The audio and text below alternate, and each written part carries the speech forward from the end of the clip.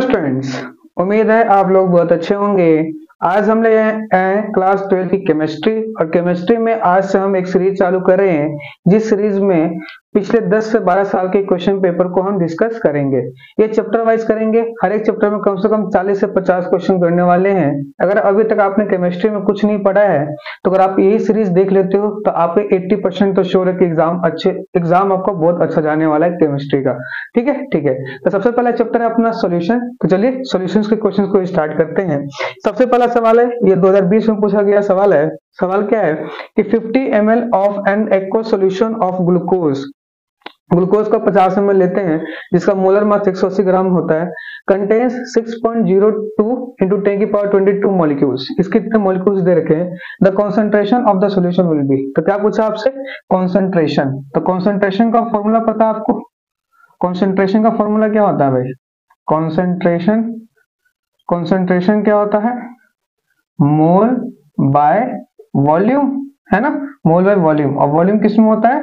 Litre में। तो सबसे पहले क्या निकालना पड़ेगा आपको? मोल निकालना पड़ेगा। मोल कैसे निकालोगे? मॉलिक्यूल्स दे रखे हैं, तो मॉलिक्यूल्स दिए हैं तो मोल कैसे निकालते हैं? फॉर्मूला याद होगा क्या कि मोल इक्वल टू क्या होता है? Number of molecules, number of molecules upon Na। Number of molecules कितने हैं? 6.02 into 10 की पावर 22, और Na की वैल्यू, Na क्या था? Avogadro constant. इसकी वैल्यू 6.02 into 10 की पावर 23। ये इससे कट गया, एक से कट गया, ये कट गया 1/10, और 1/10 मतलब 0.1। ठीक है, ठीक है। तो ये आ गया मोल। अब मोल की जगह मोल रख दो 0.1 अपॉन V मतलब वॉल्यूम। वॉल्यूम किस में होना चाहिए? लीटर में।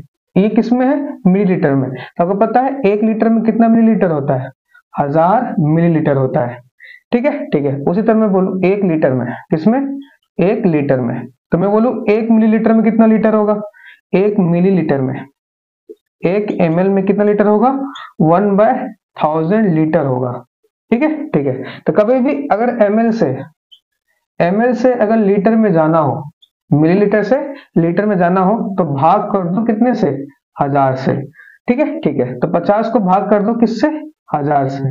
तो 50 को भाग करोगे 1000 से तो 1000 ऊपर चला जाएगा, इससे मल्टीप्लाई हो जाएगा। तो 0.1 इंटू में 1000 अपॉन 50, ये पॉइंट हटेगा, नीचे 0, 1 2 1 2। ठीक है, ठीक है। 5 एकम 5, 5 में 10, तो ये 2 आ जाएगा क्या? मोल पर litre.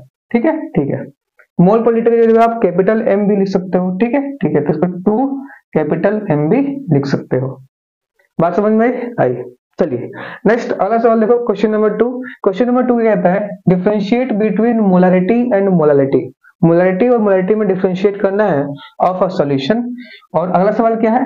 How can be change molality value of a solution into molarity. ये सवाल 2014 में आया सवाल है। तो सबसे पहले हम मोलारिटी क्या होता है उसको देखते हैं।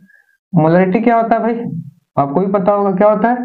Number of moles of solute, number of moles of solute present in 1 liter solution। 1 litre solution में सोल्यूट के कितने मोल्स है उसको क्या बोलते हैं हम? मोलारिटी। पहली बात तो ये हो गया। दूसरी बात क्या हो गया? दूसरी बात ये बोल सकते हैं कि मोलारिटी का फॉर्मूला लिख दो।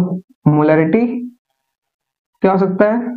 Moles of solute, moles of solute divide by volume of solution, पर किसमें होना है?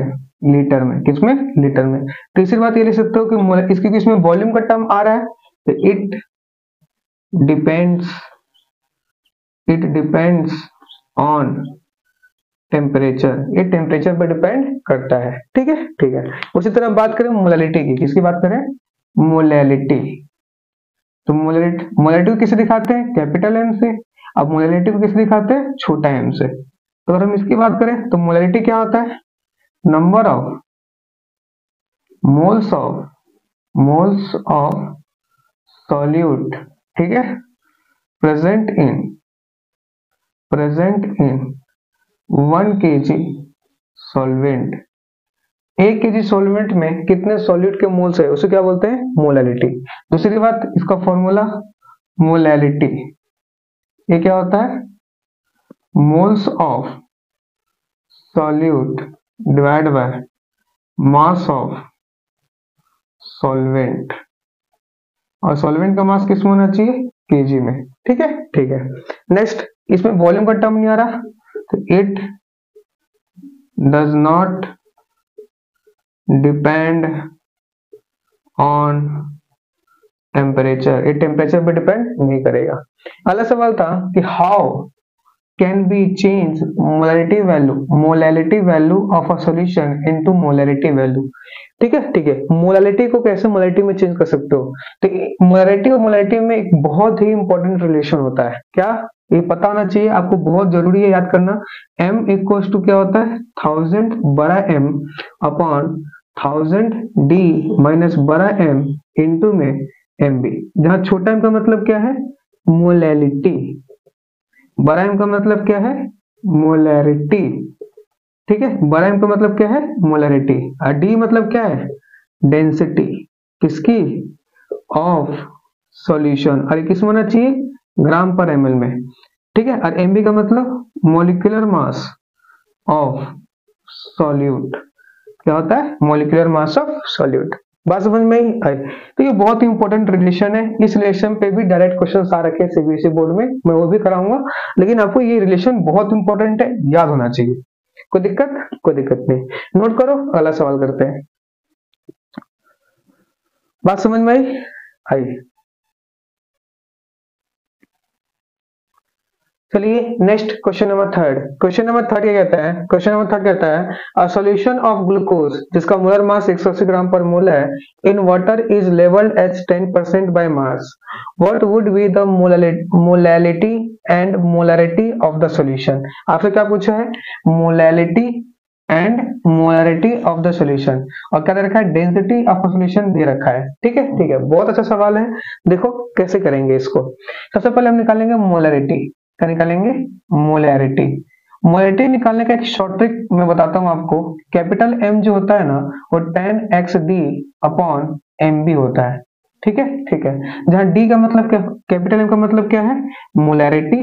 ठीक है, और d मतलब क्या होता है, डेंसिटी, डेंसिटी किसकी, ऑफ सॉल्यूशन। ठीक है, और डेंसिटी किसमें होना चाहिए, ग्राम पर एमएल में, ग्राम पर एमएल में होगा डेंसिटी तभी यूज करना, उसके अगर नहीं है तो यूज मत करना। ठीक है, एक्स क्या होता है, मास परसेंट, क्या होता है, मास परसेंट। एमबी क्या होता है, molecular mass of solute, molecular mass of solute. ठीक है, ठीक है, तो देखो कैपिटल एम क्या हो जाएगा, equals to 10 x mass percent दे रखा है बाय मास, तो 10, डेंसिटी ऑफ सॉल्यूशन ग्राम पर कितना दे रखा है, 1.2 upon MB, molecular mass of solute, glucose है, इसका मॉलिक्यूलर मास 180, ये पॉइंट हटेगा, एक जीरो आ जाएगा, 1 2 1 2, ये क्या आ जाएगा, 12/18, 6 दूनी 12, 6 3 18, है ना, ये क्या आ जाएगा, 3 6 18, 0.3618, और ये 0.66 आ जाएगा, है ना, तो ये आ गया 0.66। ये क्या आ गया आपका, मोलैरिटी, क्या आ गया भाई, मोलैरिटी, है ना, बिल्कुल। लेकिन मोलैरिटी के साथ साथ क्या निकालना है, मोलैलिटी, क्या निकालना है, मोलैलिटी। तो मोलैलिटी निकालने का मैंने एक फॉर्मूला बताया था आपको, क्या एक फॉर्मूला बताया था, शॉर्ट ट्रिक, क्या कि बड़ा एम, एक छोटा एम, सॉरी छोटा एम होगा 1000 बड़ा M अपॉन 1000 D माइनस बड़ा M इंटू में MB। अभी बताया था ना, मोलैरिटी और मोलैरिटी में रिलेशन, मैं बोला हूँ बहुत इंपॉर्टेंट रिलेशन है, हर साल एक क्वेश्चन आता है। मोलैरिटी निकालना है, मोलैरिटी निकाल चुके हो, तो 1000 इंटू बड़ा M निकालना कितना है, इसको 0.66 upon 1000 into density, D density कितनी दे रखी है, 1.2। इस वाले सवाल में भी डेंसिटी ग्राम पर एमएल में होना चाहिए, है ना, ठीक है। फिर माइनस माइनस, बड़ा M कितना है, 0.66 into MB, molecular mass of solute कितना है, 180। जब आप इसको सॉल्व करोगे, जब इसको आप मैंने सॉल्व कर रखा है, जब आप इसको सॉल्व करोगे तो ये अप्रॉक्स 0.67 आएगा। ठीक है, क्योंकि मोलैरिटी है तो जीरो, छोटा M, क्योंकि मोलैरिटी था तो ये क्या लिख देंगे हमें, बड़ा M। कोई दिक्कत, कोई दिक्कत नहीं, नोट करिए इसको, अगला सवाल करते हैं। ठीक है, 0.67 या 0.62 के आसपास आएगा। ठीक है, 0.62 के आसपास आएगा, कैलकुलेट कर लेना, ये 0.62 के आसपास आएगा, मैंने कैलकुलेट कर रखा है। ठीक है, ठीक है। Next question number 4, question number 4 क्या कहता है, low concentration of oxygen in the blood and tissues of people living at high altitude is due to. देखो ये सवाल 2022 में आ रखा है। ठीक है, अच्छा सवाल है कि लो concentration of oxygen in the blood and tissue of people living at high altitude. जैसे जैसे आप हाई एल्टीट्यूड पे जाते हो तो ऑक्सीजन की कॉन्सेंट्रेशन क्या होने लगती है, कम होने लगती है ब्लड में और टिश्यूज में। ठीक है, ठीक है। इसका रीजन 4 ऑप्शन दे रखा है, high atmospheric pressure, low temperature, low atmospheric pressure या both low temperature and high atmospheric pressure. तो आपको पता है कि जैसे जैसे आप हाई एल्टीट्यूड पे जाते हो एटमॉस्फेरिक प्रेशर क्या होता है, कम होने लगता है। क्या होने लगता है, कम। तो इसका आंसर क्या होगा, थर्ड, लो एटमॉस्फेरिक प्रेशर। ठीक है, ठीक है, नोट करिए, अगला सवाल करते हैं। कोई दिक्कत, कोई दिक्कत नहीं।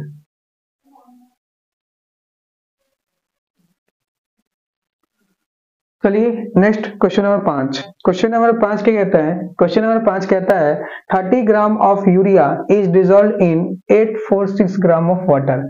30 ग्राम यूरिया को आपने किस में डाला, 846 ग्राम ऑफ वाटर में डाल दिया। Calculate the vapour pressure of water. Vapour pressure of water calculate करना है।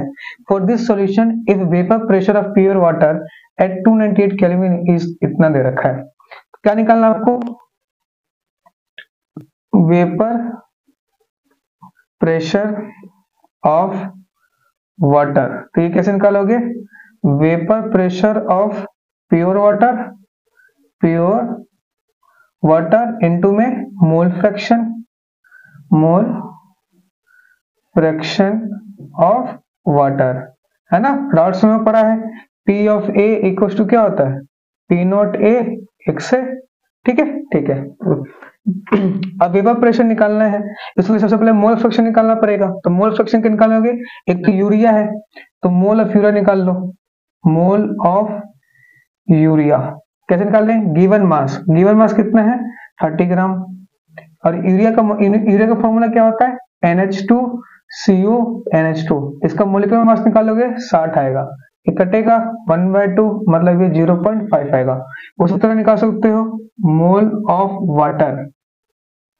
वाटर का मोल कैसे निकालोगे, मास ऑफ वाटर कितना दे रखा है 846, मोलिकुलर मास ऑफ वाटर 18 आता है, काटोगे ये 47 टाइम्स कटेगा। ठीक है, ठीक है।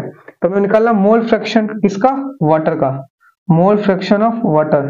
तो मोल्स ऑफ वाटर, वाटर के मोल्स कितने हैं 47 अपॉन टोटल मोल्स, मतलब 47 प्लस 0.5। जब ये काटोगे तो ये अप्रोक्स ये 0.99 आएगा, कितना आएगा 0.99। ठीक है, ठीक है। तो वेपर प्रेशर ऑफ निकालना है, तो vapour pressure of a pure component का वेपर प्रेशर रखा है, vapour pressure of pure water, pure water का वेपर प्रेशर कितना रखा है 23.8, है ना, कितना रखा है 23.8।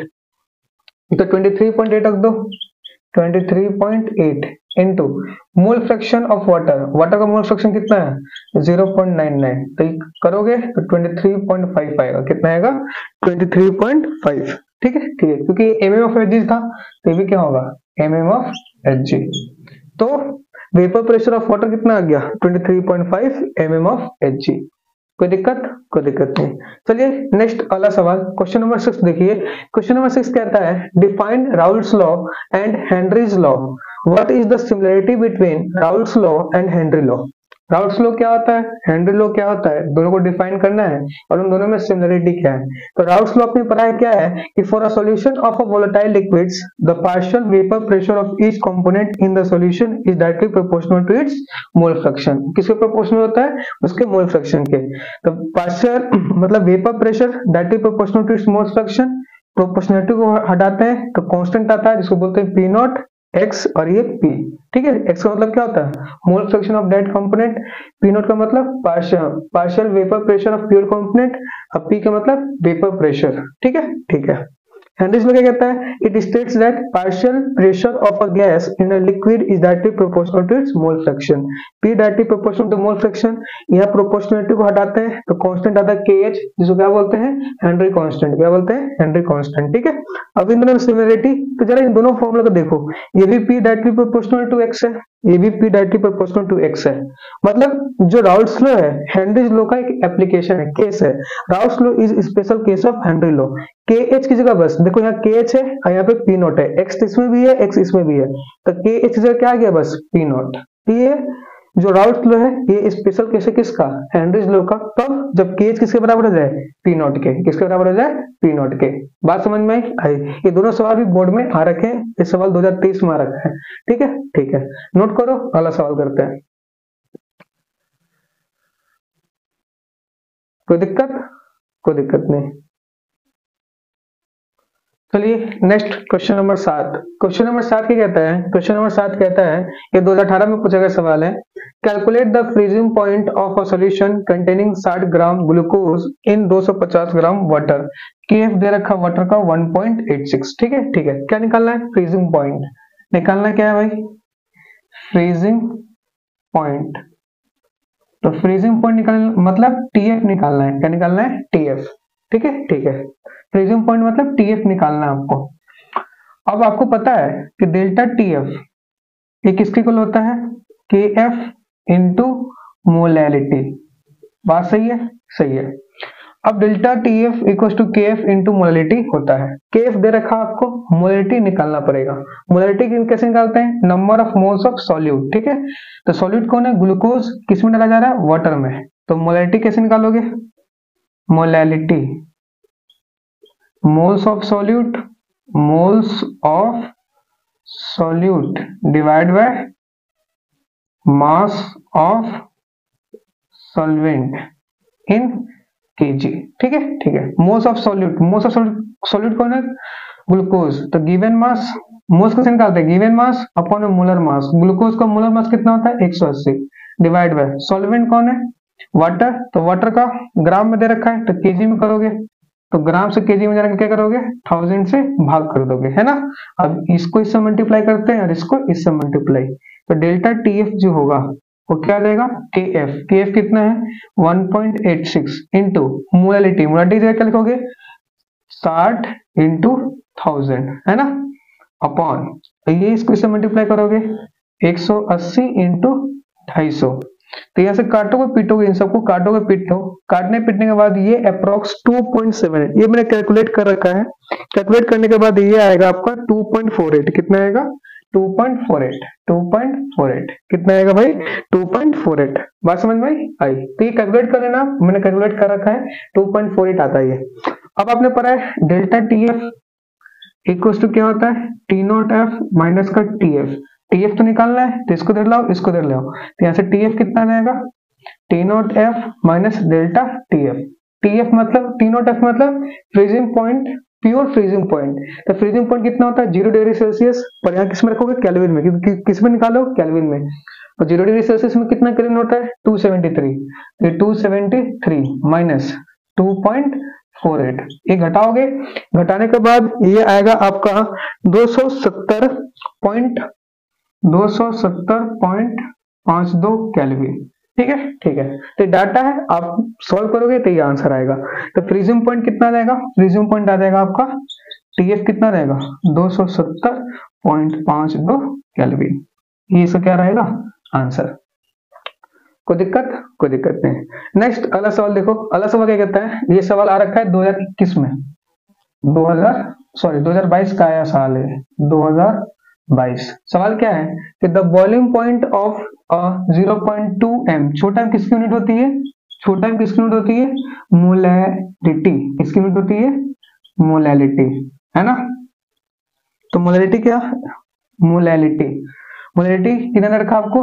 0.2 of a non electrolyte in water. Volume point पूछा है, वॉल्यूम पॉइंट मतलब टीवी पूछा आपसे, है ना, और केवी दे रखा है, केवी भी दे रखा है कितना?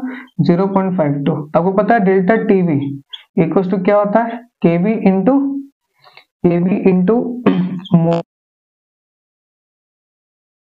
0.52 मोलरिटी कितना है 0.2, तो ये दो कितना देगा, पॉइंट हटेगा तो 52/100, यहाँ से पॉइंट हटाओगे 2/10, 2×2 = 4, 5×10 बटा 1000 मतलब 0.104, क्या आएगा, ये आ गया 104, है ना, 0.104 कितना आएगा 0.104। कोई दिक्कत इसमें, कोई दिक्कत नहीं। अब निकालना क्या, आपको निकालना क्या है इसमें, बॉइलिंग पॉइंट। बॉइलिंग पॉइंट मतलब टीबी, आपको पता है डेल्टा टीबी, डेल्टा टीबी क्या होता है, TB minus T naught B. TB निकालना है, टीबी कैसे निकालोगे, यहाँ से डेल्टा टीबी में प्लस कर दोगे टी नॉट बी। अभी देखो ऑप्शंस देखो, सेल्सियस में निकालना है तो डेल्टा टीबी कितना है 0.104। अब वॉल्यूम पॉइंट कितना होता है 100 डिग्री सेल्सियस, है ना, कितना होता है प्योर वॉल्यूम पॉइंट कितना होता है 100 डिग्री सेल्सियस, तो जोड़ोगे तो 100.104 डिग्री सेल्सियस आएगा। ऑप्शन क्या होगा इसका, सी। बात समझ में आई, नोट करिए, अगला सवाल करते हैं। कोई दिक्कत, कोई दिक्कत नहीं। चलिए नेक्स्ट अगला सवाल, क्वेश्चन नंबर 9। क्वेश्चन नंबर 9 कहता है, क्वेश्चन नंबर 9 कहता है calculate the freezing point of the solution when 31 gram of ethylene glycol. इसका फॉर्मूला दे रखा है C2H6O2 is dissolve in 500 gram of water. 31 gram ethylene glycol को 500 ग्राम ऑफ वाटर में डाला जा रहा है, तो हमें फ्रीजिंग पॉइंट बताना है। फ्रीजिंग पॉइंट बताना है, फ्रीजिंग पॉइंट क्या, फ्रीजिंग पॉइंट। फ्रीजिंग पॉइंट मतलब क्या हो गया, हमें TF बताना है, ये कितना होता है, ठीक है, ठीक है। तो आपने पढ़ा चीज क्या कि डेल्टा TF इक्वल टू क्या होता है KF इनटू में मोलरिटी, है ना, बिल्कुल सही। मोलरिटी कैसे निकालोगे, गिवन मोलरिटी कैसे निकालते हैं, number of moles of solute. Solute कौन है, इथाइलिन ग्लाइकोल, है ना, तो सॉल्यूट गिवन मास और इथाइलिन ग्लाइकोल का मॉलिक्यूलर मास, इसका मॉलिक्यूलर मास निकालोगे ये 62 ग्राम आएगा।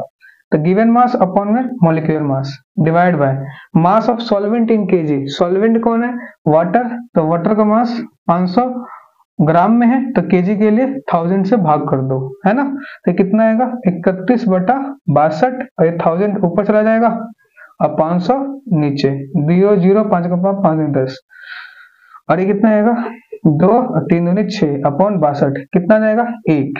मोलरिटी कितनी आ जाएगी 1। हमें निकालना delta TF, delta TF KF, KF कितना है, KF दे रखा है 1.86 इनटू मोलरिटी कितना आ गया 1, है ना, तो कितना आ गया 1.86। अब डेल्टा TF किसकी इक्वल होता है, डेल्टा TF इक्वल होता है T0F माइनस का TF, तो यहाँ से TF निकालना है, TF क्या हो जाएगा डेल्टा TF प्लस T0F।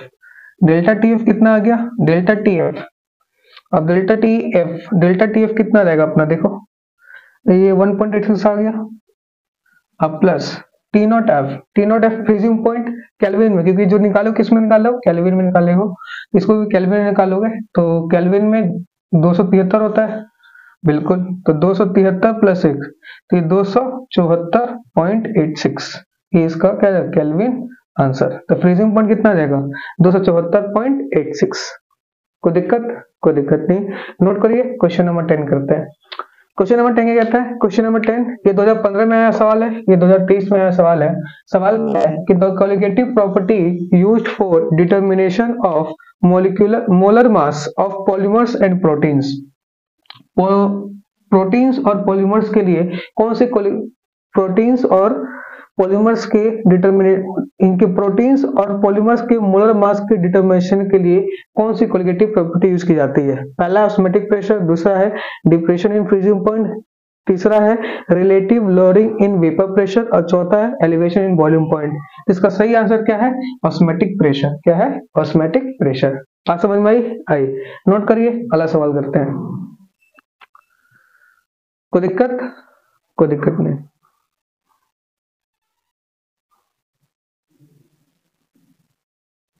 चलिए नेक्स्ट वाला सवाल, क्वेश्चन नंबर 11। क्वेश्चन नंबर 11 क्या कहता है? क्वेश्चन नंबर 11 कहता है some ethylene glycol C2H6O2 is added to your car's cooling system along with 5 kg of water। ठीक है, if the freezing point of water glycol solution, freezing point दे रखा है क्या? फ्रीजिंग पॉइंट मतलब TF दे रखा है वाटर ग्लाइकॉल का कितना, माइनस का 15 डिग्री सेल्सियस, है ना, 15 डिग्री सेल्सियस माइनस का। What is the boiling point of the solution? Boiling point पूछा है, बॉइलिंग पॉइंट मतलब टीबी पूछा है। ठीक है, ठीक है, कैसे अप्रोच करोगे ध्यान दो। टीएफ दे रखा है तो आपको पता है डेल्टा टीएफ जो होता है वो क्या होता है, टी नॉट एफ माइनस का टीएफ। तो आप डेल्टा टीएफ निकाल सकते हैं कैसे, प्योर फ्रीजिंग पॉइंट कितना होता है 0 degree Celsius minus freezing point कितना है माइनस का 15 डिग्री सेल्सियस, तो घटेगा तो कितना आएगा 15 डिग्री सेल्सियस। अब आपको पता है डेल्टा टीएफ क्या होता है, के एफ इंटू में मोलैलिटी, है ना, बिल्कुल। डेल्टा टीएफ आ चुका है 15 डिग्री सेल्सियस, के एफ की वैल्यू दे रखी है 1.86, मोलैलिटी क्या होता है moles of solute divide by mass of solvent in KG. तो सॉल्वेंट कौन है, वाटर, और वाटर का मास दे रखा ऑलरेडी केजी में कितना 5, तो यहाँ से 5, तो मोल्स ऑफ सॉल्यूट निकाल लोगे, मोल्स ऑफ सॉल्यूट, तो सॉल्यूट के मोल्स कितने आएंगे 15 इंटू 5 अपॉन 1.86। जब इसको काटोगे पीटोगे, काटने पीटने के बाद ये जो वैल्यू कुछ ना कुछ आएगी, ये वैल्यू आएगी 40.30, कितनी आएगी 40.30। ठीक है, मैंने काट रखा है, मुझे पता है ये इतना मोल आ जाएगा, तो हमें मोल्स मिल गए। हमें निकालना क्या है टीबी, तो टीबी कैसे निकालेंगे, तो आपको पता है डेल्टा टीबी जो होता है वो क्या होता है केबी इंटू में molality, delta T B equal to K B into में मोलालिटी, है ना, बिल्कुल सही। और डेल्टा टीबी की जगह लिख सकते हो, आपको ये भी पता है कि डेल्टा टीबी इक्वल टू क्या होता है TB minus T naught B, है ना, तो डेल्टा टीबी जगह उठा कर रख दो, टीबी माइनस का T naught B equal to KB, KB कितना है 0.52। मोलालिटी क्या होता है मोल्स ऑफ सॉल्यूट, सॉल्यूट के मोल्स तो आ चुके हैं कितने 40.30 upon mass of solvent in KG, solvent कौन है वाटर, इसका मास कितना है 40, है ना, तो ऐसे टीबी निकालना है, तो टीबी कैसे निकालोगे 0.52 इंटू 40.32 अपॉन 5, इधर माइनस इधर आके टी नॉट बी, है ना। टी नॉट वर्ड क्या है, टी नॉट बी क्या है boiling point of pure component, boiling point of pure component, तो प्योर कंपोनेंट का boiling point boiling point of pure component, है ना, बिल्कुल सही। तो boiling point of pure component कितना, बॉइलिंग पॉइंट कितना होता है 100 डिग्री सेल्सियस, क्या होता है 100 डिग्री सेल्सियस, और 100 डिग्री सेल्सियस को केल्विन में कन्वर्ट करोगे तो 373 आता है, तो कितना देगा टीबी इक्वल टू 0.3 40.32 अपॉन 5, क्या लिखोगे 373। जब इसको आप जोड़ोगे, जोड़ने के बाद ये वैल्यू अप्रोक्स आती है 377.19 केल्विन। कोई दिक्कत नहीं, बात समझ में आई, कोई दिक्कत नहीं। यहाँ पे ध्यान रखना, आप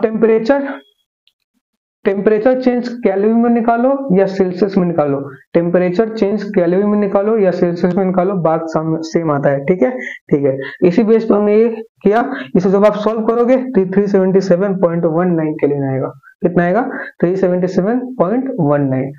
बात समझ में आई, नोट करो। क्वेश्चन नंबर 12 करते हैं। देखो क्वेश्चन नंबर 12 क्या कहता है, क्वेश्चन नंबर 12 कहता है, ये मिटा दो, मिटा दीजिए। क्वेश्चन नंबर 12 क्या कहता है, क्वेश्चन नंबर 12 क्या कहता है, क्वेश्चन नंबर 12 कहता है an unknown gas X is dissolve in water, एक गैस है अननोन गैस X, उसको वाटर में डिसॉल्व किया जाता है और प्रेशर कितना है 0.25 bar, and has mole fraction, उसका मोल फ्रैक्शन में दे रखा है 0.04 in a solution. The mole fraction of X gas when the pressure of gas is double at the same temperature. ये सवाल 2022 में आ रखा है सवाल, ठीक है, ठीक है, इंपॉर्टेंट सवाल है, अच्छा सवाल है।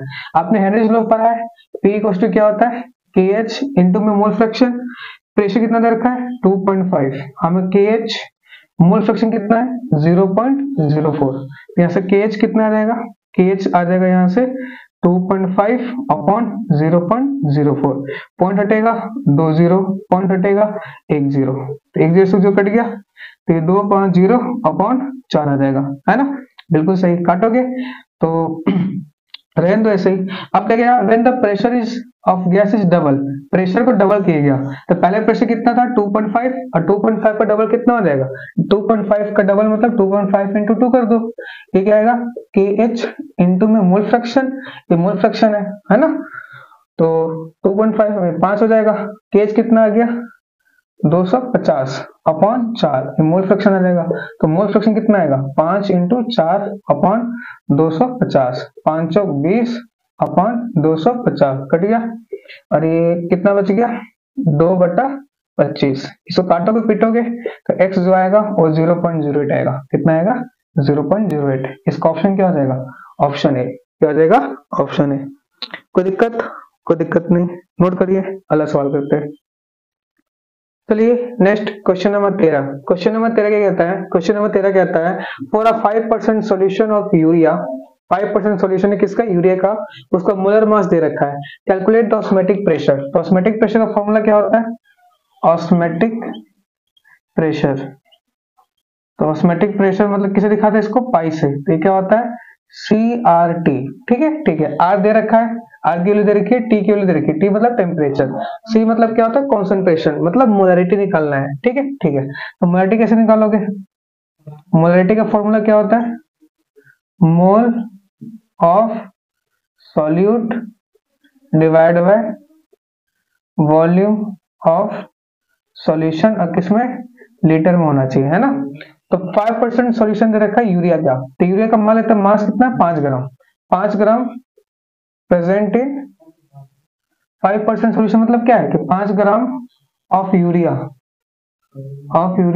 इन 100 ml सॉल्यूशन, ठीक है, तो मोल्स ऑफ सॉल्यूट, तो मोल्स ऑफ सॉल्यूट कैसे निकालोगे, गिवन मास ऑफ सॉल्यूट कितना है 5 ग्राम, सॉल्यूट का मोलर मास कितना आ गया 60, ठीक है, फिर वॉल्यूम ऑफ सॉल्यूशन 100 ml है, और आपको पता है लीटर में होता है, तो ऊपर क्या आ जाएगा 1000, 0 0 0 0 एक और 0 0, तो कितना आएगा ये 5/6, है ना, ये मोलरिटी आ गया, तो पाई इक्वल टू क्या आ जाएगा C की जगह 5/6 रख दो इंटू R की जगह 0.0821, T मतलब टेम्परेचर कितना रख दूंगा 300, तो जब ये कैलकुलेट करोगे ना तो ये वैल्यू आती है आपकी 20.51, 20.51 मैंने कर रखा है 20.51, ठीक है, और क्योंकि प्रेशर है तो इसकी यूनिट क्या आ जाएगी ATM, क्या आ जाएगी ATM, कोई दिक्कत नहीं, बात समझ में आई, नोट करिए, अगला सवाल करते हैं,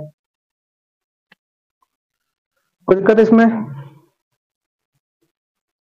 कोई दिक्कत नहीं, चलो नेक्स्ट अगला सवाल, क्वेश्चन नंबर 14। क्वेश्चन नंबर 14 क्या कहते हैं, ये सवाल भी आपका 2020 में आया हुआ है, ठीक है, सवाल क्या है कि out of 1 molar glucose and 2 molar glucose which has a higher volume point and why, volume किसका, 1 मोलर ग्लूकोज है, 1 मोलर ग्लूकोज C6H12O6, और एक है 2 मोलर ग्लूकोज C6H12O6, है ना, ग्लूकोज का फॉर्मूला होता है, बोला है किसका हायर वॉल्यूम पॉइंट, तो आपको पता है जो वॉल्यूम पॉइंट होता है वो क्या होता है colligative property, elevation in volume point पता था ना, है ना, तो एक ऐसी प्रॉपर्टी होती है colligative property,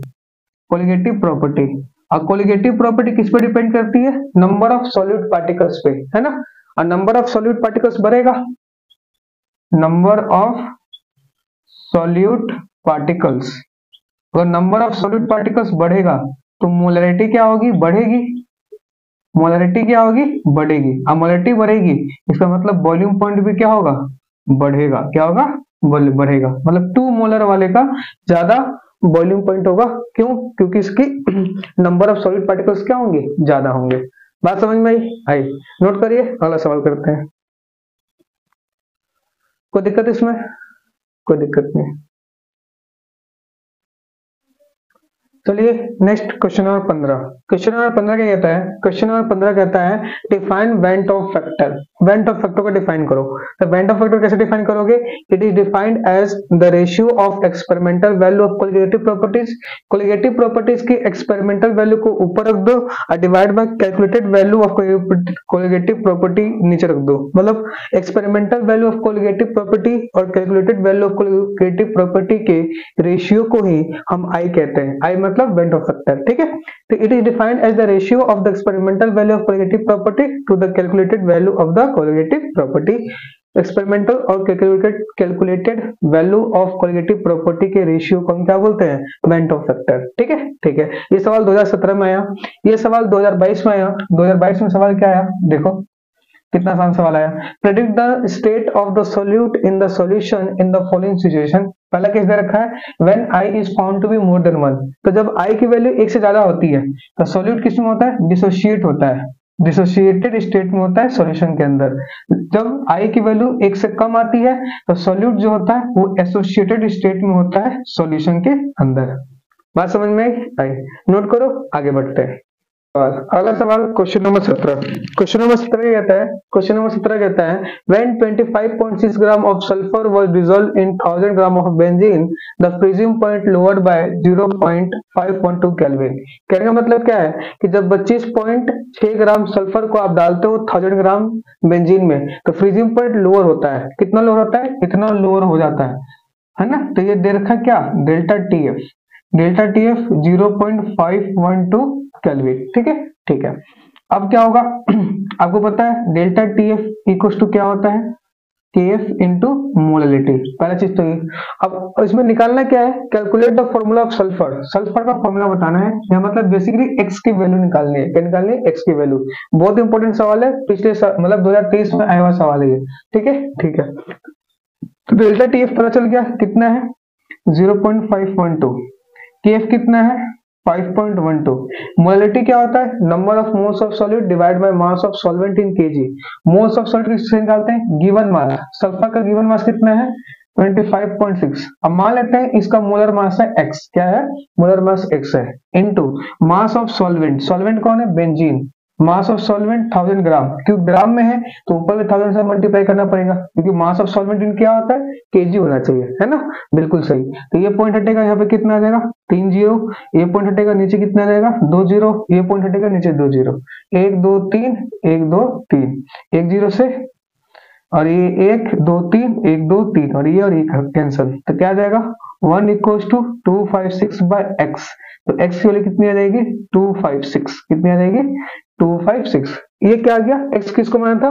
molecular mass of sulphur. Molecular mass of sulphur, हाँ सल्फर, ठीक है, ठीक है, ठीक है। आपको पता है एक सल्फर का mass, mass of one sulphur, mass of one sulphur, एक सल्फर का मास होता है 32। कितना होता है? एक सल्फर का मास होता है 32, ठीक है। एक सल्फर का मास होता है 32, है ना। मतलब जब 32 होगा, 32 मास होगा, 32 ग्राम होगा तो कितने सल्फर मिलेंगे? एक सल्फर। तो 1 ग्राम में कितना सल्फर मिलेगा आपको? 1/32 सल्फर, है ना। तो कितना ग्राम दे रखा है? 256 ग्राम। तो 256 ग्राम में कितने सल्फर मिलेंगे? 1/32 इंटू 256। ये कितने बार में? 8 बार में कटेगा तो 8 सल्फर मिलेंगे। कितने मिलेंगे? 8 सल्फर। इतने मास में आपको 8 सल्फर मिलेंगे। तो फॉर्मूला क्या बन जाएगा? S और x लेकर रख दोगे 8, तो एसेट फॉर्मूला हो जाएगा। क्या हो जाएगा? एसेट। बहुत इंपॉर्टेंट सवाल है, ध्यान से। पिछले साल मतलब 2023 में आया सवाल है, इस साल में रिपीट हो सकता है। कोई दिक्कत? कोई दिक्कत नहीं। नेक्स्ट अगला सवाल देखते हैं, क्वेश्चन नंबर 18। क्वेश्चन नंबर 18 कहता है आउट ऑफ 0.1 मोलल। मोलल का मतलब क्या होता है? मोलैलिटी। मोलल, मोलल का मतलब क्या होता है? मोलैलिटी, है ना। बोला आउट ऑफ 0.1 मोलल और aqua solution of glucose. Glucose है, इसकी मोलैलिटी कितनी दे रखी है आपको? ग्लूकोज के बारे में बात चल रही है, इसकी मोलैलिटी कितनी है? ग्लूकोज का फॉर्मूला C6H12O6, है ना।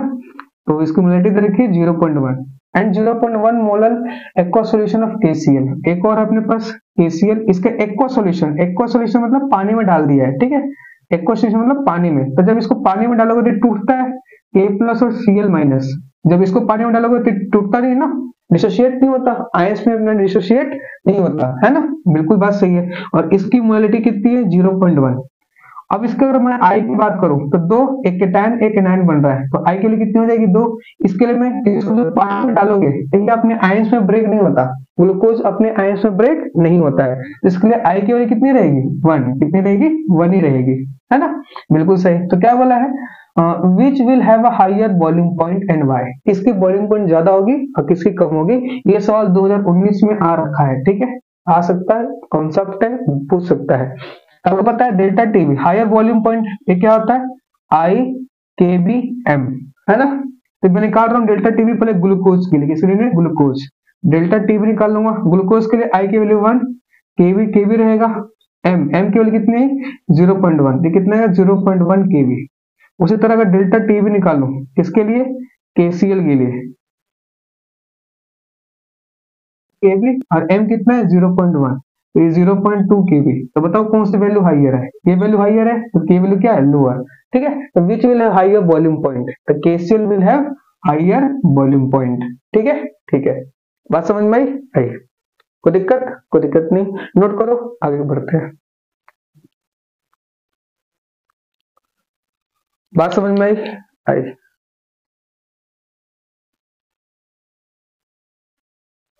चलिए next question number 19। Question number 19 कहता है, क्वेश्चन नंबर 19 कहता है a non volatile solute x, एक नॉन वोलेटाइल सॉल्यूट एक्स है जिसका मोलर मास 50 ग्राम पर मोल है, ठीक है। When dissolve in 78 gram benzene, जब सॉल्यूट एक्स को बेंजीन में डिसॉल्व किया जाता है, reduce its vapour pressure to 90%, तो जो वेपर प्रेशर होता है क्या होता है 90% रिड्यूस हो जाता है। Calculate the mass of dissolved in the solution. ये क्वेश्चन आ रखा है, ये क्वेश्चन प्रीवियस है 2022 का क्वेश्चन है, शायद 2021 या 22 का क्वेश्चन है। अब बहुत ही अच्छा सवाल पूछा गया ये सवाल, ठीक है।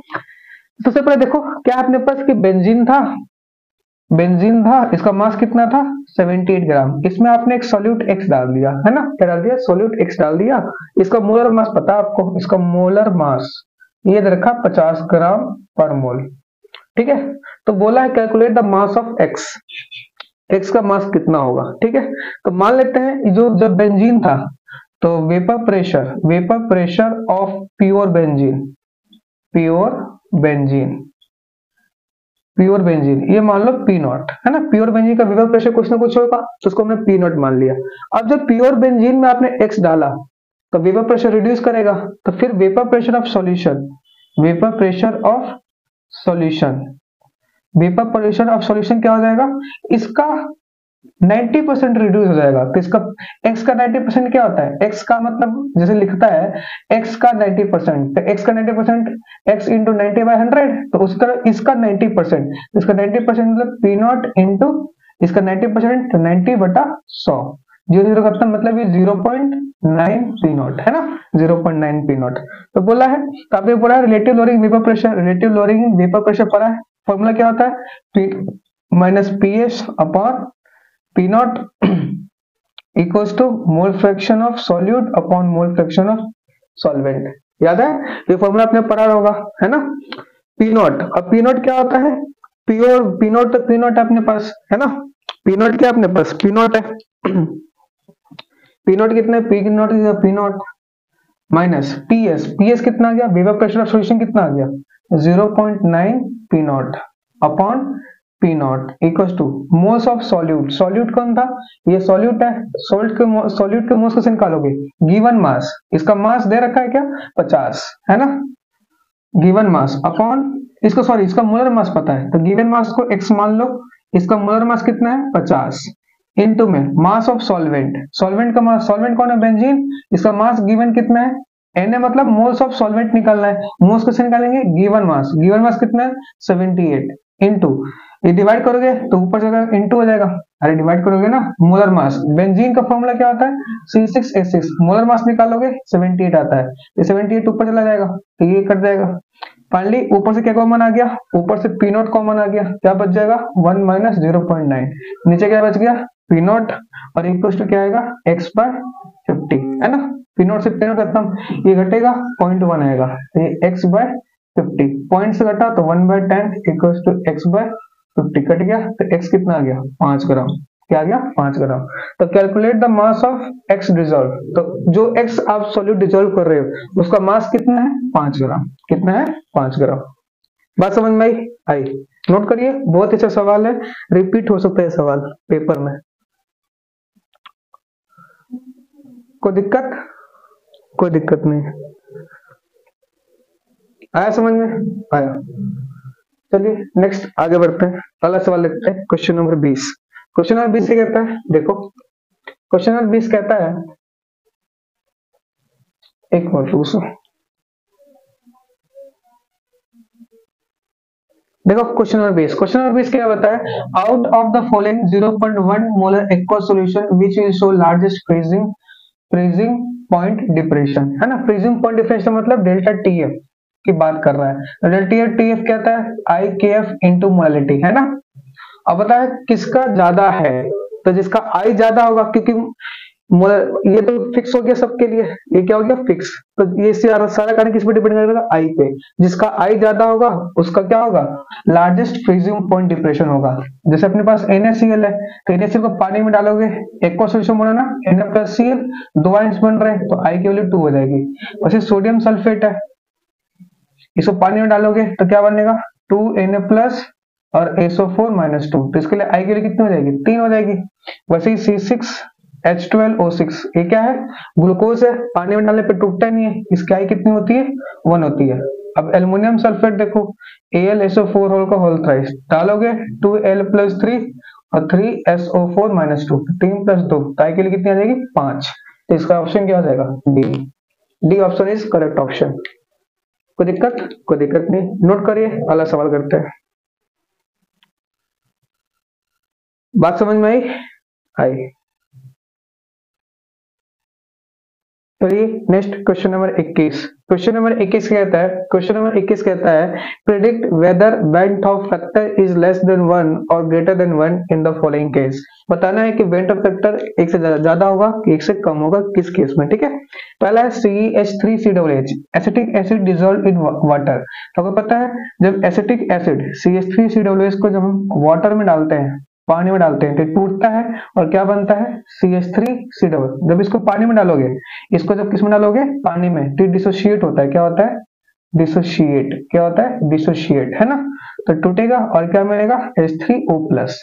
तो इसमें क्या होगा, आई जो होगा, आई दे सकते हो 1 और 2, आई कितना होगा 2, मतलब ग्रेटर देन 1, ग्रेटर देन 1, मतलब डिसोशिएट हो रहा है तो एक से क्या होगा, ज्यादा होगा, ठीक है, ठीक है।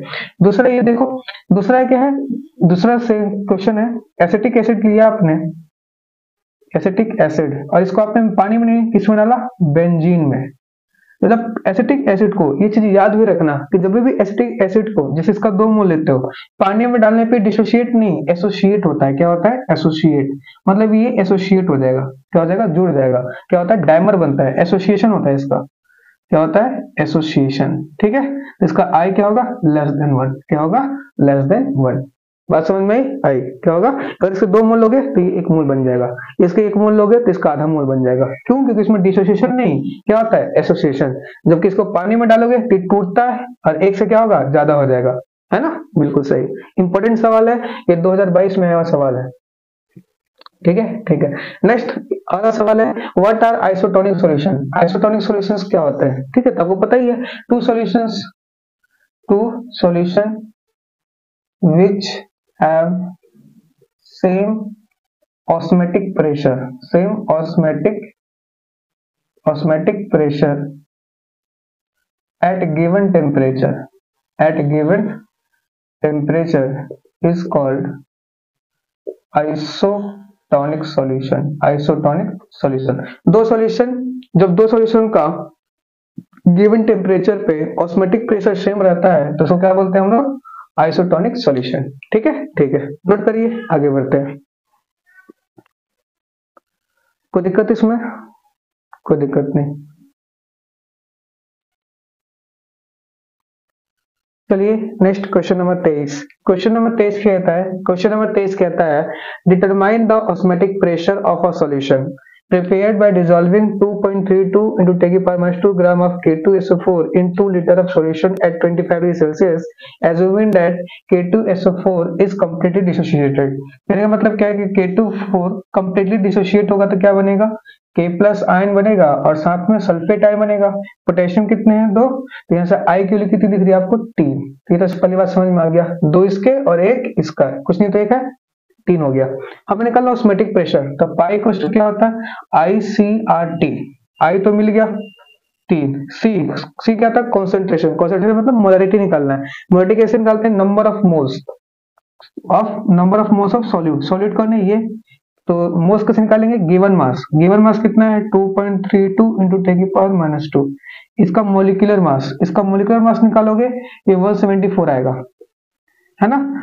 कॉन्सेंट्रेशन निकाल रहे हैं, कॉन्सेंट्रेशन मोल निकल गया बाय वॉल्यूम 2 लीटर दे रखा है तो 2 लीटर इंटू आर कितना दे रखा है आपको, क्वेश्चन में नहीं दिया तो ले लो 0.0821, कितना होता है 0.0821 इंटू टेम्परेचर 25 डिग्री सेल्सियस, क्योंकि इसको एटीएम में रखा आपने, आर की वैल्यू एटीएम में कितनी होती है 0.0821, ठीक है, यहाँ लिखा हुआ भी है आर की वैल्यू एटीएम में 0.0821 होती है। और तो टेम्परेचर भी किस में रखोगे, टी क्या होता है टेम्परेचर, तो टेम्परेचर भी किस में रखोगे, केल्विन में, तो 25 डिग्री सेल्सियस केल्विन में जाओ तो 278 केल्विन आता है ना। इसमें 273 ऐड कर देना, 273 ऐड करोगे क्या है ना, केल्विन इक्वल टू क्या होता है degree Celsius plus 273 kelvin, 25 plus 273 तो कितना आ जाएगा, 1 मिनट, 25 प्लस 273 5 3 8 9 298 केल्विन, कितना आ जाएगा 298 केल्विन आ जाएगा, है ना, बिल्कुल सही। अब इसको काटोगे पीटोगे, काटने पीटने के बाद ये जो आती है ना वो 4.3 into 10 की पावर माइनस 3 एटीएम आएगा। कैलकुलेशन कर लेना, मैंने कर रखा है, ये 4.3 into 10 की पावर माइनस 3 आता है, सॉरी 4.8 आएगा, कितना आएगा 4.8 into 10 की पावर माइनस 3। कोई दिक्कत नहीं, बात समझ में आई। इसको नोट करो, अगला सवाल देखो, अगला सवाल, ये सवाल ऑलरेडी आ रखा है 2023 में, है ना, ध्यान देते चलो 2023 का सवाल ये है। नेक्स्ट अगला सवाल है a solution 0.1 molar of Na2SO4 sodium sulphate is dissolved to the extent of 90%, मतलब इसको जब इसका इतना सॉल्यूशन लेते हो इतना डिसोशिएट होता है, मतलब डिसॉल्व हो जाता है, 95% डिसोशिएट हो जाता है, ठीक है, डिसॉल्व हो जाता है मतलब डिसोशिएट हो जाता है, टूट जाता है 95%, पूरा नहीं टूटता 95% टूटता है। बोला what would be the osmotic pressure, तो जब इसको 95% इसका डिसोसिएशन हो रहा है तो बताना ऑस्मोटिक प्रेशर कितना होगा। बहुत अच्छा सवाल है, देखते हैं कैसे करेंगे। पहले इसको तो नोट कर लो, उसको मिटाता हूं इसको,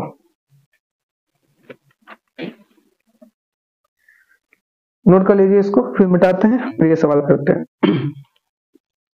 कर लिया नोट, कर लिया। नेक्स्ट देखो क्वेश्चन नंबर 24, अपने पास क्या है N2SO4 है, ये कंप्लीटली डिसोशिएट नहीं हो रहा, पानी में डालने पे ये 95% हो रहा है, मतलब अल्फा, भाई पानी में डालने पे 95% डिसोशिएट हो रहा है, मतलब इसका अल्फा कितना है 95%, है ना। और आपको पता है कि वो अल्फा मतलब डिसोसिएशन, तो डिसोसिएशन के केस में अल्फा कितना आता है I-1 अपॉन N-1, है ना, बिल्कुल सही। अल्फा कितना है 95% मतलब 90/100, बिल्कुल सही। आई में पता नहीं -1, N कितने पार्टिकल्स है, सोडियम सल्फेट है तो 2Na+ बनेगा, और सल्फेट कितना बनेगा, 1 सल्फेट। पर ये कब बनता है जब 100% डिसोसिएशन होता है, तो यहाँ से N तो निकाल सकते हैं, N कितने हैं 2 सोडियम है 1 सल्फेट है, तो N के लिए कितनी हो जाएगी 3 -1, है ना। तो यहाँ से 95/100, I-1 3 में से गया 2 ये कितना 50, तो I कितना आ गया 95/50 + 1, ठीक है। तो I कितना आ गया, यहाँ से I निकालोगे तो ये अप्रोक्स कितना आएगा, मैंने निकाल रखा है, ये अप्रोक्स आता है 2.9, कितना आता है 2.9, यहाँ से I कितना आ जाएगा 2.9। अब आपको निकालना ऑस्मोटिक प्रेशर, तो पाई इक्वल क्या होता है ICRT, I कितना आ गया 2.9, C दे रखा है 0.1 मोलर, है ना 0.1, R 0.0821, टेम्परेचर 27 डिग्री सेल्सियस में, तो 27 में ऐड कर दो 273, 7 3 10, 7 2 9 10, 300, तो कितना आ जाएगा ये 300 केल्विन। तो जब इसको गुना होना करोगे, सॉल्व करोगे, तो ये अप्रोक्सीमेट कितना आता है, ये आता है 7.14, 7.14 प्रेशर है तो एटीएम, क्योंकि आपने एटीएम में रखा है वैल्यू, है ना। बात समझ में आई? नोट करिए, अगला सवाल करते हैं। कोई दिक्कत? कोई दिक्कत नहीं। चलिए next question number 25। Question number 25 क्या कहता है? क्वेश्चन नंबर 25 कहता है a solution contains 5.85 gram NaCl। एक सॉल्यूशन है जिसमें 5.85 ग्राम क्या है, NaCl है per litre of solution. It has an osmotic pressure, osmotic pressure कितना दे रखा है आपको, 4.75 atm at 27 degree Celsius. Calculate degree of dissociation, मतलब अल्फा आपसे इसमें पूछा है of NaCl in this solution, alpha कितना होगा। बहुत अच्छा सवाल है। सबसे पहले ऑस्मोटिक प्रेशर दे रखा है, तो पाई इक्वल्स टू ICRT लगा सकते हैं, बिल्कुल। पाई कितना है 4.75, आई कितना हमें नहीं पता, सी कंसंट्रेशन, कंसंट्रेशन कैसे निकालोगे, कंसंट्रेशन कैसे निकालोगे, given mass moles of solute divide by volume of solution. Given mass कितना है 5.85 अपॉन मोलर मास, इसका 35.5 होता है क्लोरीन का और सोडियम का 30 होता है, तो ये 58.5 आ जाएगा, 58.5।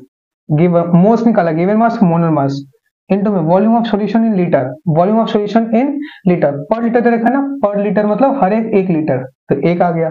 आर कितना दे रखा है 0.0821 into T 27 degree Celsius, kelvin में रखोगे, किसमें रखोगे, केल्विन में। क्यों क्यों केल्विन में रखोगे, आर की वैल्यू किसमें रखा आपने, केल्विन में, तो इसको भी केल्विन में। 27 डिग्री सेल्सियस में कितना केल्विन होता है, 300 केल्विन, है ना, बिल्कुल। तो यहाँ से आई की वैल्यू जो आएगी वो 1.93 आएगी। कैलकुलेट करना, आई की वैल्यू कितनी आएगी 1.93। अब आपको आई तो निकल गया, लेकिन आपको निकालना क्या है, अल्फा। तो आपको पता है कि जब NaCl को पानी में डालूंगा तो ये Na प्लस और ये Cl माइनस बनेगा, हाँ है ना। मान लेते इनिशियली इसके C मोल थे, इसके 0 मोल, इसको 0 मोल।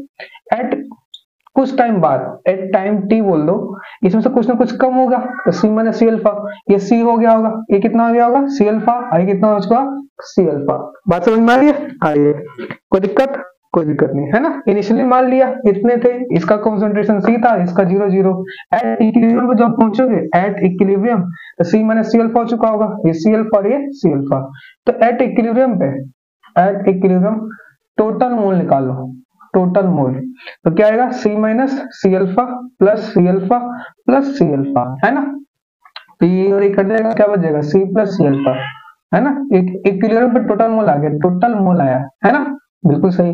तो आई कैसे निकालते हैं, इनिशियली कितना था, इनिशियली कितना था, है ना, आई ऐसे निकालते हैं ना, इनिशियली कितना था अपने पास, इनिशियली कितना था NaCl, इनिशियली ये था अपने पास C minus C alpha, C minus C alpha. Initially कितना था, टोटल मोल्स इक्विलिब्रियम पे आ चुका है इतना, टोटल मोल्स इक्विलिब्रियम पे आ चुका है इतना, इसमें से कॉमन लोगे तो टोटल मोल आ चुका है, initially upon final upon initial करते हैं। आई कैसे निकालते हैं, आई कैसे निकालते हैं, याद करो, एक्सपेरिमेंटल अपॉन कैलकुलेटेड, है ना।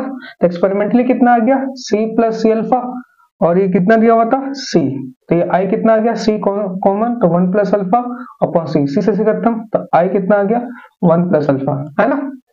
आई कैसे निकालते हैं भाई, experimental value upon observe value, है ना, या नॉर्मल वैल्यू बोल दो या बोल दो, इसी तरीके से तो निकालते हैं आई। बात समझ में आ रही है? ये क्वेश्चन इंपॉर्टेंट है काफी, इस साल भी रिपीट हो सकता है, तो इसको जरा ध्यान से करना।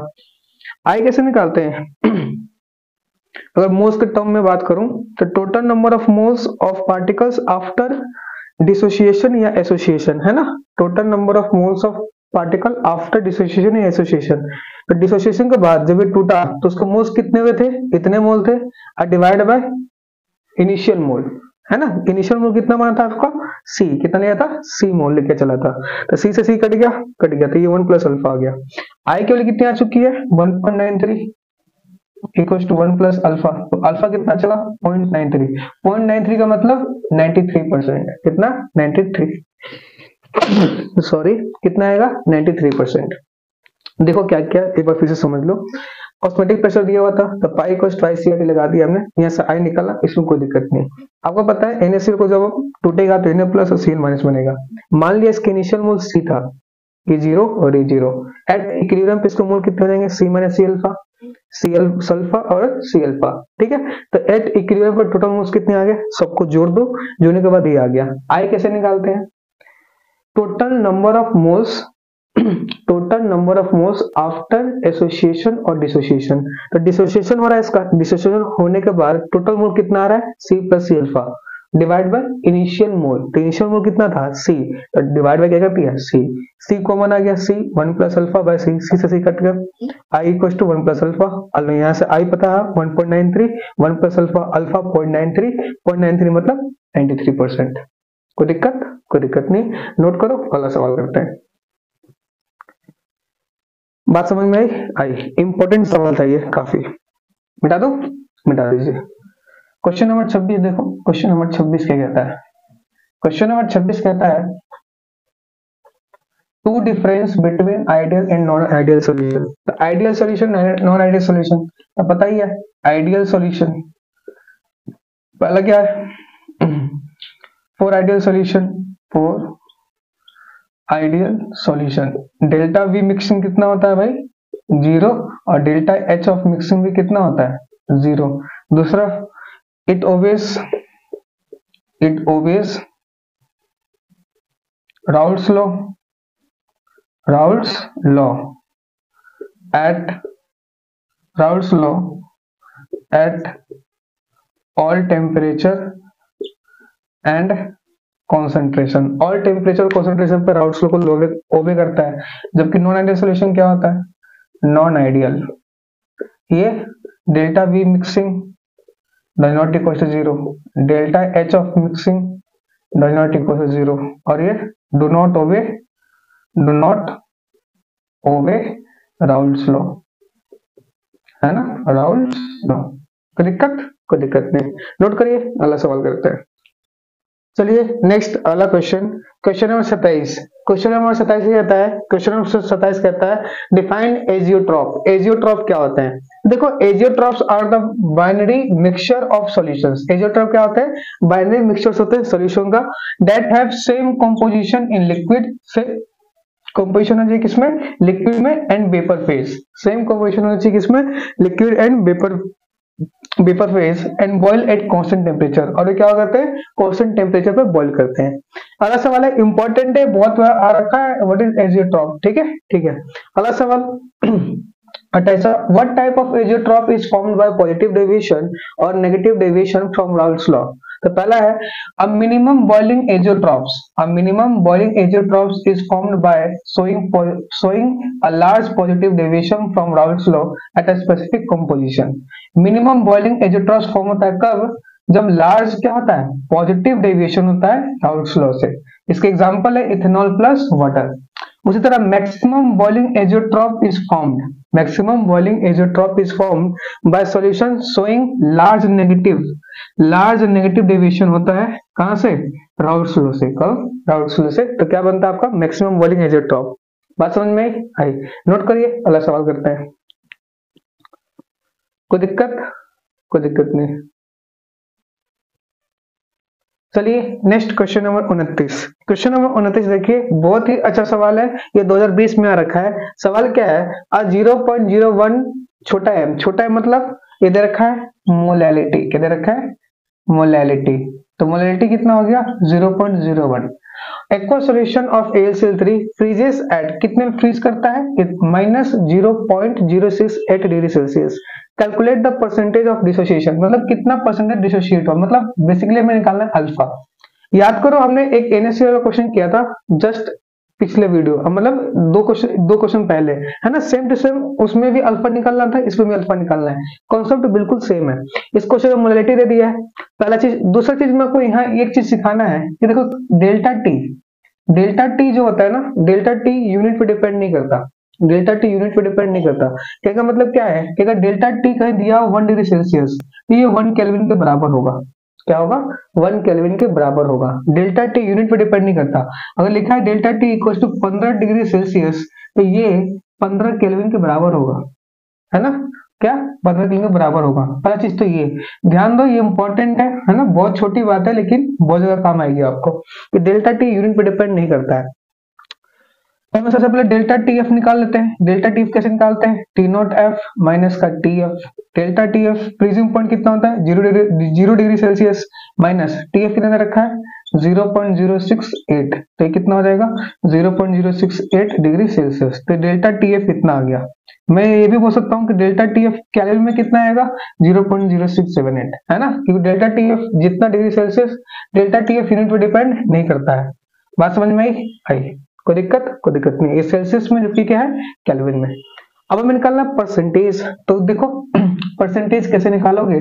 परसेंटेज निकालने से पहले आपको निकालना पड़ेगा delta T F equal to क्या होता है? आई के एफ और इनटू में मोलालिटी। डेल्टा टी एफ आ गया 0.068, आई हमें पता नहीं, के एफ है 1.86 इंटू मोलालिटी है 0.01।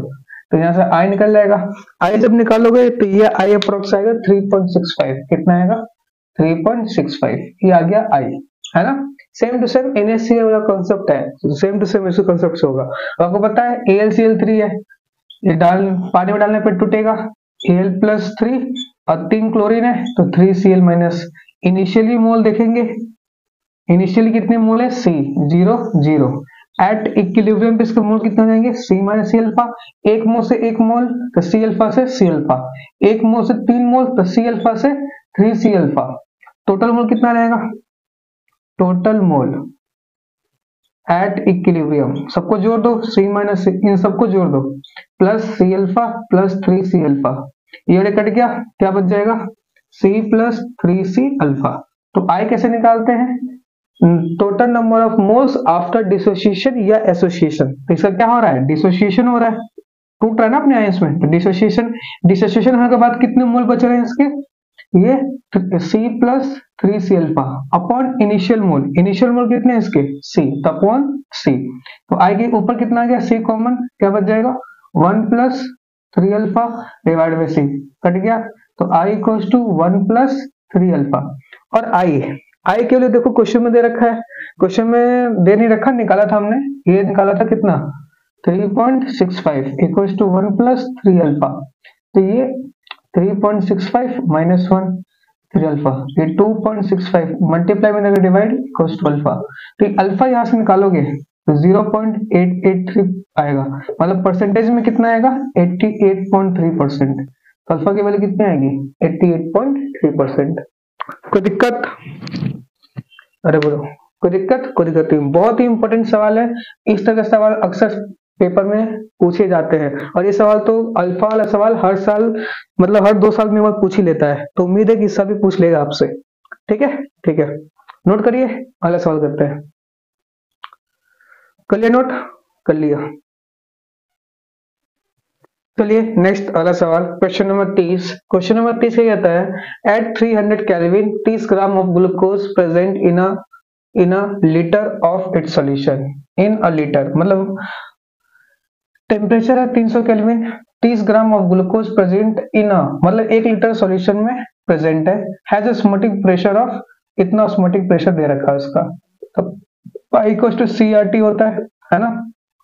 If the osmotic pressure of glucose solution, अब एक दूसरा केस भी है। if the osmotic pressure of glucose solution is 1.5 bar at the same temperature, 1.5 बार हो गई एट द सेम टेम्परेचर। ये 2019 में आया सवाल है, ठीक है, 2019 का। Same temperature, what would B this concentration? Concentration पूछा आपसे, है ना। तो सबसे पहले क्या, अलग अलग किस, पाई 1 मान लो, C1 मान लो, टेम्परेचर तो सेम है, तो पाई 2 इक्वल टू क्या होगा? C2RT। निकालो, डिवाइड कर दो पाई 1 अपॉन पाई 2, तो पाई 1 कितना है? CRT upon C2RT। Temperature same है, क्वेश्चन में बोला है R कांस्टेंट है, तो pi 1 upon pi 2 equal to C1 upon C2। Pi 1 कितना है? इनिशियली कितना है इसका प्रेशर? 4.98। पाई 2 कितना है? 1.52 equal to C1 concentration. C1 मतलब क्या होता है? मोल बाय वॉल्यूम। तो गिवन मास 30 ग्राम, ग्लूकोज का molecular mass 180, volume of solution a litre मतलब 1 लीटर, तो कितना आएगा? 1/6। तो ये 1/6 और C2 हमें निकालना है ना। पॉइंट से पॉइंट खत्म। यहाँ से C2 निकालोगे तो कैसे क्या हो जाएगा? C2 निकालोगे तो 1/6 इंटू 152/498 है ना, याद आएगा, आ जाएगा। इसको काटोगे पीटोगे तो ये C2 अप्रोक्स कितना आएगा ये मैं बता देता हूँ आपको। काटने पीटने के बाद ये C2 आपका लगभग, मैंने काट रखा है, ये आएगा आपका 0.051 मोल पर लीटर।